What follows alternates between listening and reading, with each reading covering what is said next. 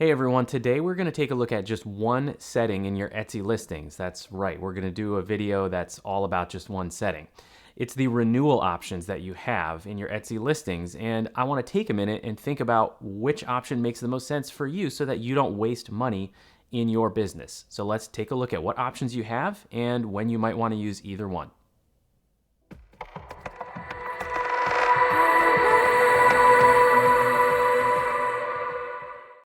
Okay, so we're going to take a look at the renewal options for your Etsy listings. Why is this worth it? Because Etsy charges you 20 cents every time a listing renews, whether it's sold or whether you're posting it for the first time or whether you're renewing a listing that expired.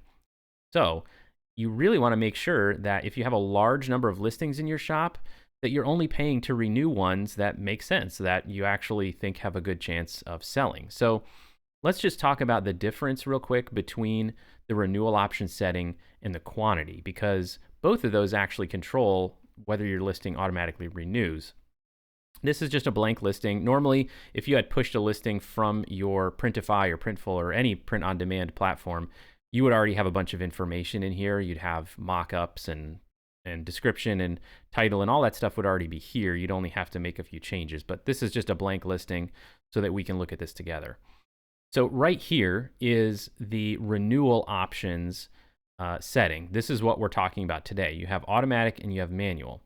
But first, let me just point out that the quantity of your listing also controls whether your listing automatically renews. And that has to do with when it is sold. So if your listing sells and you have a quantity in here, of 1, then what's going to happen is it's going to switch to a sold out status as after that sale is made.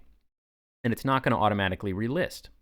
So normally your print on demand platforms will push your listings through with a quantity like maxed out. It'll come through as like $9.99. And that just ensures that every time your product sells, it relists so that somebody else can buy it. And that's what we want for print on demand, right? Because it's made to order. We don't want to have your listings running out of stock so that you have to manually go back and relist them. So that's what controls the relisting when your products sell. So what then does this renewal options up here do? Well, if you read the fine print, this is telling us that each renewal lasts 4 months or until the listing sells out. So the 4 months part is the thing we're paying attention to here. So the quantity field controlled whether our listing was going to renew when it sells. This renewal option up here controls whether our listing automatically relists when it doesn't sell for 4 months. So if 4 months go by and this listing has not made one sale, if I select automatic here, Etsy's going to charge me the 20 cents to renew this listing and put it back up for sale for another 4 months. And you notice in the fine print, they also say recommended here. And I've heard other people talking about the fact that they always select automatic because, hey, automation is good, right? Automatic saves you time. It's true, but in the long run, I think it deserves a little bit more thought than just automatic must be better, and Etsy recommends it, so I'll do it. Think about this for just a second, okay? If you have, hundreds of listings at some point in your shop, you will have some that go 4 months and don't sell. And I have listings from when I was brand new at this that they didn't sell because I wasn't that good at creating good mockups or good keyword tags or good descriptions, or maybe the design wasn't even that good because I was new at creating designs. Sometimes I'll still see some of the earliest listings I created where I was still selecting this automatic renewal option, and they'll renew and I'll get charged the 20 cents and I'll look at it and kind of go, oh, I can't believe that renewed. That design is terrible. What was I thinking? And that could be for a number of reasons. If it's one of the first listings I created and I selected the automatic renewal, maybe back then I just was bad at designing and the design never had a chance because it wasn't that good. Maybe the keyword tags aren't good. Maybe the title's not good, the mockups, whatever. Think about the different types of designs that you publish to your Etsy store throughout the year. Some designs are going to sell or have the potential to sell at any time of year, right? So it's just a general design. And if you've really stuck to a specific niche in your shop, and maybe this applies to all your listings, and you want to select automatic renewal because you don't really stray away from one niche or one theme for your shop, and that's okay. But if you're like me and you've kind of just put out designs based on what you think will sell throughout the year, then you're going to publish some designs that are specific for certain times of year, like holidays, right? Especially things like Halloween and Valentine's Day in the US. Those two holidays, people buy the stuff for them like right around the holiday, like the month leading up to the holiday, and then that stuff doesn't sell at all for an entire year until that holiday comes back around. Well, let's say I had a product out there for Valentine's Day and it made a couple sales, so it auto-renewed.